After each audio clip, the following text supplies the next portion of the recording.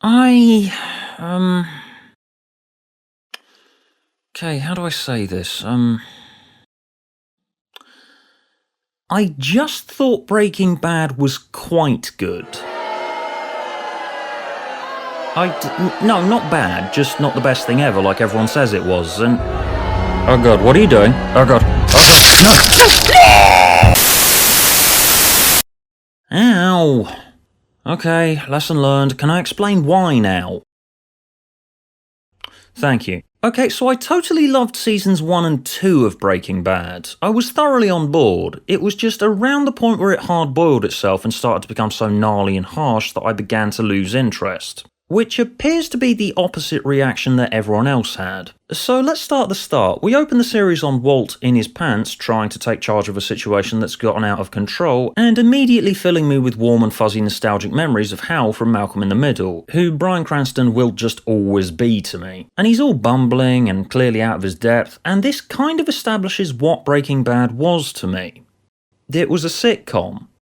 A really, really dark sitcom. So, a chemistry teacher gets diagnosed with cancer and starts cooking meth with his rubbish former student, and the pair of them can make the best meth, but they're really shit drug dealers and feel totally out of place in the gritty and real world of drug gangs. Oh no, Walt and Jesse have killed someone! How on earth are they going to get rid of the body? Oh, those guys, what are they like? I wonder what sort of crazy hijinks they're going to get into next week. Oh no, his brother-in-law's a cop and is talking about a new drug kingpin, which is secretly Walt. Better sneak around and make sure he doesn't find out. Oh no, Walt's been missing for days. How will he explain his disappearance to his family? His bright idea is to wander naked into a supermarket and pretend he's lost his memory. The comedy angle sorta got lost in future seasons as events took more tumultuous dramatic turns and Walt starts turning into the monster that he is by the end of the show. And yes, this metamorphosis is all very interesting, and yes, I understand why it works and why it's such a superb and groundbreaking bit of drama.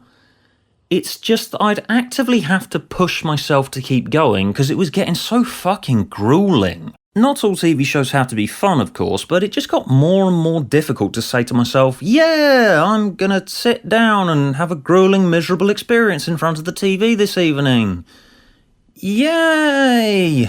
I know that because this fanbase is so passionate that I'm almost certainly going to get 60,000 word long comments of essays detailing why I'm wrong and you are right, and the reason for that is that I don't understand it and that there's something small and pathetic about my brain and how your brain is so much bigger than mine, and that is because you're smarterer. Let us measure our brains with this ruler. Ha! Mine is bigger! Eat shit and die, Stuart, you stupid twat!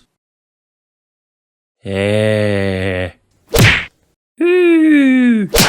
Which I'm not going to read said essays for the record, so save your energy, because I do know why Breaking Bad works and how and why it became so harsh and horrible. And yes, I do appreciate that. It's just this was how I ended up feeling about it. No, I understand it, and I do kinda like it, but I can't help the way I reacted to it. I actually loved the shit out of the Fly episode from season 3 that people seem to dislike. Yes, it's a bit plotless and insubstantial, but it's one of my favourites because it was just about a fly. It added some levity and warmth and humour to the proceedings again, because Jesse's girlfriend's dead at this point, and things have been getting a lot nastier lately, and I found I did need something small and insignificant to just let me enjoy Walt and Jesse as people again. Because season 3 was just getting so fucking heavy. I also started to feel like I was getting sick of the endless water cooler moments. They were good for a while. People would strike up conversations about Breaking Bad and go, dude, did you see that episode? Oh, that was so totally messed up. And yeah, the first dozen or so times it happened, I was also like, yeah! But after the next 1,000 and millionth one, I was just sort of like, yeah...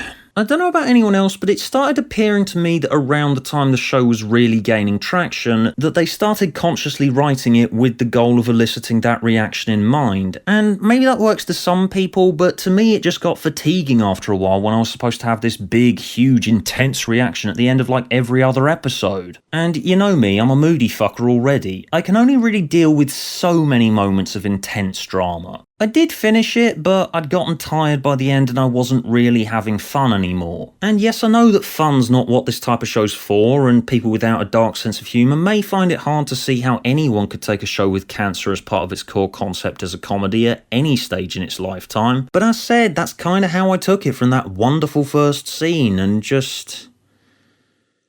Just, I just miss Malcolm in the Middle, alright? That was probably what my problem was the entire time. Then yes, it probably is just particular to me. I miss it. I miss Hal's dumb hobbies and Lois's reactions and scheming and punishments. I miss her horrible mother Ida. I miss Dewey and Reese and Malcolm's anarchic acts of senseless destruction. I just miss this fun little punky and abrasive sitcom so much. I miss Huckabee. I miss Stevie, the Lucky Aide, Francis Piama, and especially Craig. I just miss the way things were, and that we can't go back, and that things will never be the same again. Jesus. Someone getting cancer really does ruin everything.